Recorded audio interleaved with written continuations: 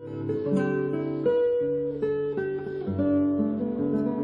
sue dita scivolano sulle 6 corde della chitarra classica con agilità incredibile. Il suo pizzicare è musica celestiale, influenze haitiane, nostalgia di terre lontane. La musica che lui sta facendo conoscere con lo studio e i concerti di un compositore che ai più non dice nulla, Franz Casseus, gli è valsa la nomination ai Grammy Awards e a febbraio a Los Angeles potrebbe venire premiato con i grandi della musica planetaria. Lui è Alberto Mesirca, un timidissimo ragazzo di 27 anni di Castelfranco, studioso serissimo, prodotto interessante del Conservatorio Steffani. La candidatura è arrivata tramite la casa discografica che ha proposto il nostro progetto. Secondo me è un progetto molto interessante perché riscopre un repertorio che era stato finora sconosciuto di un compositore haitiano che si chiama Franz Casseus, il quale mi è stato proposto da un chitarrista americano che è famoso perché ha collaborato con Tom Waits e Elvis Costello. Magari seduto al fianco di Lady Gaga, Alicia Keys, Rihanna, Snoop Dogg, Prince, questo dolcissimo ragazzo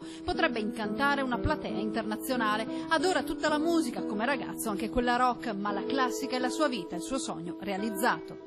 Dato che mi piace ascoltare più musica classica suonata da altri strumentisti come il pianoforte, come Arturo Benedetti Michelangeli o Marta Argerich, mi piace prendere delle influenze più da questi musicisti che non strettamente dai chitarristi. Sogni normali di un ragazzo normale che, nonostante i concerti, lavorare fianco a fianco con chitarristi e musicisti di fama internazionale, pensa concretamente alla sua vita lavorativa, finendo magari per fare il professore al conservatorio sotto casa.